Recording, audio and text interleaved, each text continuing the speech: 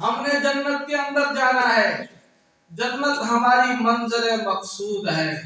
اللہ رب العالمین فرماتے ہیں اے لوگو، اگر تم جنت جانا چاہتے ہو تو پھر قرآن کے دروازے پر کیوں نہیں آتے؟ یہ جو قرآن ہے یہ تمہارا ہاتھ پکڑ کر تمہیں شارٹ کٹ راستے سے اور محفوظ ترین راستے سے تمہیں سیدھا جنت کے اندر لے جائے گا۔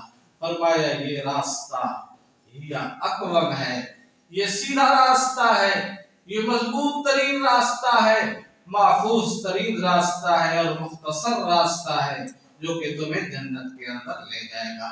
تو اللہ رب العالمین کیا فرماتے ہیں؟ فرمایا ان ھذا القرآن یہدی للتی ہی اقوم۔ حضرات صحابہ اکرام اس راستے پر چلے اور جنت کے اندر پہنچ گئے۔ ابو بکر صدیق اس راستے پر چلے اور جنت کے اندر پہنچ گئے۔ عمر فاروق اس راستے پر چلے اور جنت کے اندر پہنچ گئے۔ عثمان غنی اس راستے پر چلے اور جنت کے اندر پہنچ گئے۔ علی مرتضیٰ اس راستے پر چلے اور جنت کے اندر پہنچ گئے۔ میرے نبی کے 1.25 لاکھ صحابہ اکرام رضوان اللہ تعالیٰ علیہم اجمعین اسی راستے پر چلے، قرآن والے راستے پر چلے، قرآن کو پڑھتے رہے، قرآن کو پڑھاتے رہے، قرآن کو سمجھتے رہے، قرآن کو سمجھاتے رہے اور وہ جنت کے اندر پہنچ گئے۔ حضرات صحابہ اکرام رضوان اللہ تعالیٰ علیہم اجمعین کو قرآن سے کتنی محبت تھی، نماز سے کتنی محبت تھی، اس کا اندازہ اس واقعہ سے لگایا جا سکتا ہے کہ جہاد کے ایک سفر سے واپسی پر جناب نبی کریم صلی اللہ علیہ وسلم واپس تشریف لا رہے تھے اور ایک جگہ پر آپ نے پڑاؤ کیا اور پڑاؤ کرنے کے بارے میں اللہ کے پیارے نبی نے صحابہ سے مشورہ لیا اور ارشاد فرمایا ہے میرے صحابہ، آج رات چوکیداری کون کرے گا، آج رات پہرا کون دے گا؟ دو صحابہ رضوان اللہ تعالیٰ علیہم اجمعین کھڑے ہو گئے۔ حضرت عمار بن یاسر عرض کرتے ہیں یا رسول اللہ میں پہرا دوں گا۔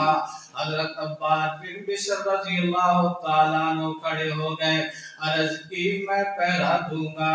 عمار بن یاسر یہ مہاجر صحابی ہیں، عباد بن بشر یہ انصاری صحابی ہیں۔ دونوں صحابی عرض کرتے ہیں یا رسول اللہ ہم پہرا دیں گے۔ اللہ کے پیارے نبی نے فرمایا وہ جو سامنے پہاڑی ہے اس طرف سے دشمن کے آنے کا خطرہ ہے، آپ اس طرح کریں کہ اس پہاڑی پر چلے جائیں، باقی صحابہ آرام کریں گے اور آپ وہاں جا کر پہرا دے لیں۔ چنانچہ دونوں صحابہ کرام اس پہاڑی پر چلے جاتے ہیں اور آپس کے اندر مشورہ کرتے ہیں۔ ایک صحابی دوسرے کو کہتا ہے کہ ہم دونوں رات پر نہ جاگے، اس طرح کرتے ہیں کہ رات کو آدھو آدھ تقسیم کر لیتے ہیں، رات کا آدھا حصہ میں جاگوں گا اور آپ آرام فرمائیں گے، رات کا دوسرا حصہ پھر آپ جاگ لیں گے، آپ پہرا دیں گے اور پھر میں آرام کر لوں گا۔ یہ دونوں صحابہ کرام رضوان اللہ تعالیٰ علیہم اجمعین آپس کے اندر مشورہ کر کے مہاجر صحابی حضرت عمار بن یاسر رضی اللہ تعالیٰ عنہ سو جاتے ہیں، دوسرے صحابی پہرا دینے لگ جاتے ہیں۔ اب صحابی کے ذہن کے اندر کیا خیال آتا ہے؟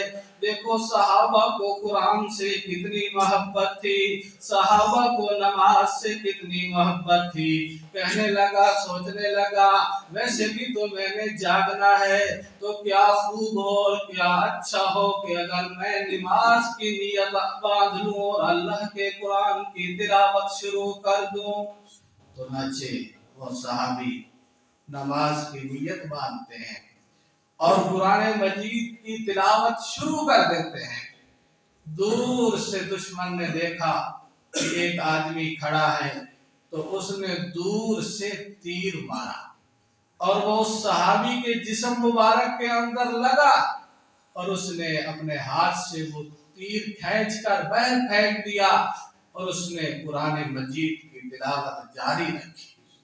चुनांचे उसने दुश्मन ने दूसरा तीर मारा और वो भी उसके जिस्म के अंदर लगा तीर और उसने अपने हाथ से वो तीर निकाल कर फेंक दिया और अल्लाह के कुरान की तिलावत जारी रखी।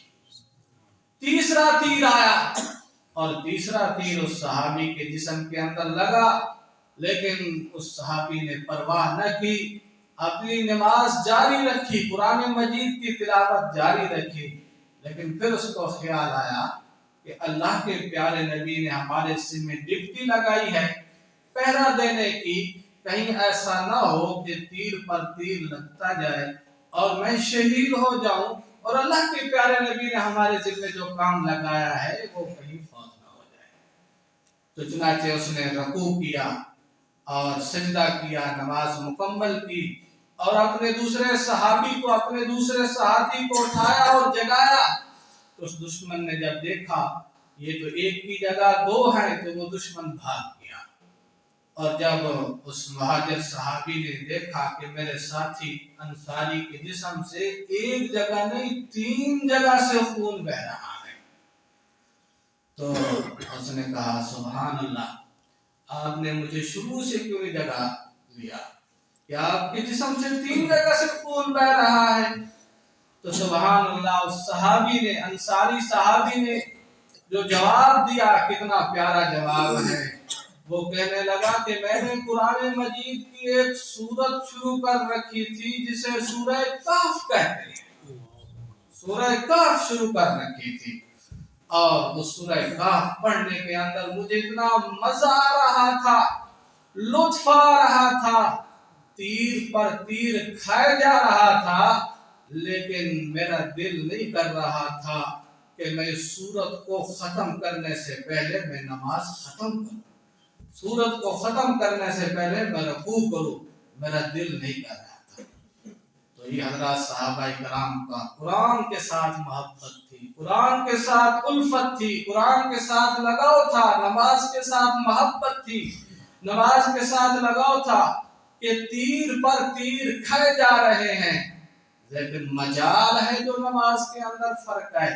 वो सहाबी कहने लगे अगर मुझे ये डर ना होता कि अल्लाह के प्यारे नबी ने हमारे जिम्मे जो ड्यूटी लगाई है वो ड्यूटी कहीं फौत ना हो जाए, तो मैं तीर पर तीर खाता रहता, मर जाता, लेकिन सूरत खत्म होने से पहले मैं रुकू करता। ये है हजरत सहाबा किराम रिज़वानुल्लाहि ताला अलैहिम अजमाइन की कुरान से अकीदत, कुरान से मोहब्बत। आज हम हैं कि छोटे छोटे उज़र बहाने करके न हमें कुरान मजीद पढ़ने के लिए हमारे पास वक्त है, न टाइम है, न समझने के लिए वक्त और टाइम है। हालांकि अल्लामा इकबाल ने कहा था वो मुअज़्ज़िज़ थे ज़माना में मुसलमान होकर, हुए तुम ज़लील व ख्वार तारे के कुरान होकर। आज हमने कुरान मजीद को बसे पोस्ट डाल दिया है, हमारे पास कुरान मजीद के लिए वक्त नहीं है और न हम समझते हैं, न पढ़ते हैं, न तिलावत करते हैं, न अमल करते हैं।